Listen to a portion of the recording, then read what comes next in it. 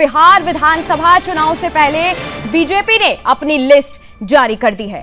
बड़ी खबर कि बीजेपी की पहली सूची में 71 प्रत्याशियों की लिस्ट जारी की गई। बेतिया से रेणु देवी, रक्सौल से प्रमोद सिन्हा को टिकट दिया गया है, मोतिहारी से प्रमोद तिवारी को टिकट मिला है।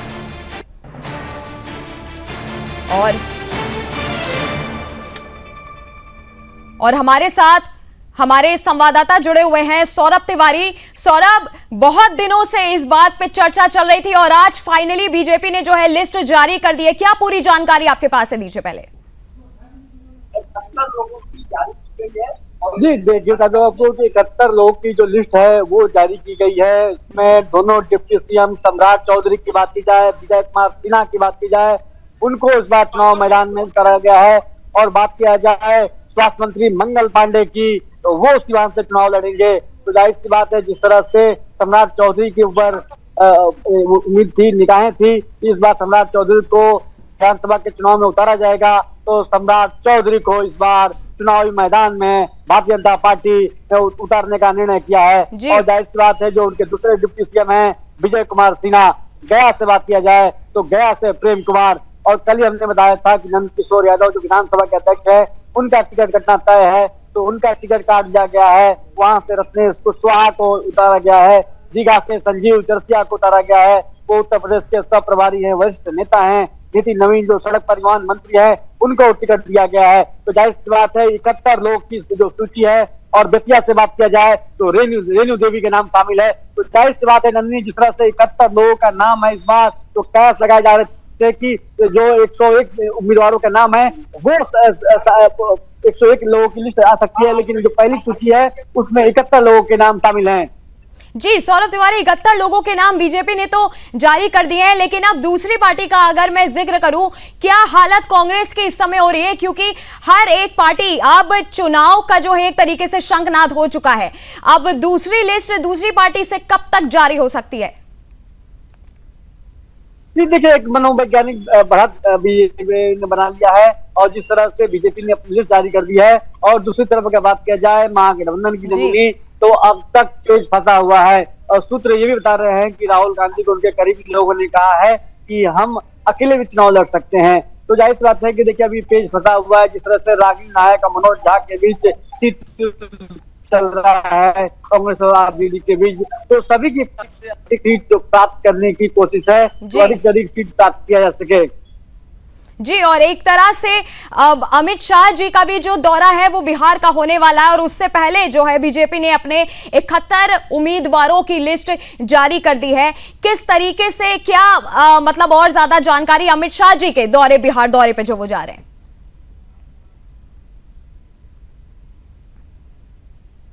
शाह का जो दौर होने वाला है, और जिस तरह से जिसको लेकर बीजेपी पूरी तरह से तैयार है, क्योंकि पार्टी के बड़े नेता हैं और देश के गृह मंत्री हैं, भारतीय जनता पार्टी के राष्ट्रीय अध्यक्ष हैं अमित शाह। तो जिस तरह से अमित शाह के दौरे को लेकर संगठन में बातचीत कर, लोगों से बातचीत करेंगे, 2 जनसभाएं करेंगे, तो अमित शाह को दौरे को लेकर बीजेपी पूरी तरह से उत्साहित है, क्योंकि अमित शाह राजनीति के चाणक्य माने जाते हैं। जी, बहुत बहुत धन्यवाद सौरभ जी हमारे साथ जुड़ने के लिए। सौरभ जी, एक तरीके से बीजेपी ने महिलाओं को टिकट ज्यादा दिया है, तो अब क्या सवाल ये हो रहा है कि क्या महिला सशक्तिकरण का एक तरीके से संदेश बीजेपी देना चाह रही है? जी देखिए, हमारे साथ बिहार बीजेपी के को मीडिया इंचार्ज प्रभात जी हमारे साथ मौजूद हैं।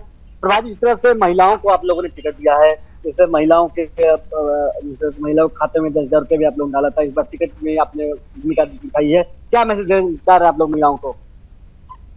देखिए, बिहार पहला ऐसा राज्य है जहां पूरे देश से सबसे ज्यादा महिला पुलिस बिहार में है।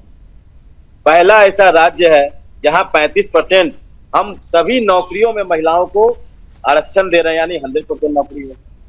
पहला ऐसा राज्य है जहां त्रिस्तरीय चुनाव में हम 50% का आरक्षण दे रहे हैं। और 2029 में जो मोदी जी ने जो महिलाओं के लिए जो नारी विधेयक बिल पास हुआ है, तो उसकी एक झलक, उसकी एक शुरुआत आज एनडीए की सूची में थी। रमा निषाद जी को अढ़ाई से लगाया जा रहा है।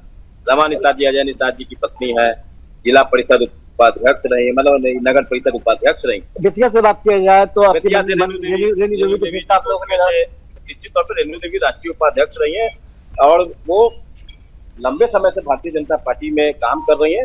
और सरप्राइजिंग यह है बिहार के लिए कि सम्राट चौधरी चुनाव लड़ने जा रहे हैं तारापुर से, डिप्टी सीएम। ये सबसे बड़ा मंगल पांडे सिवान से चुनाव लड़ने जा रहे हैं, ये मैजिक।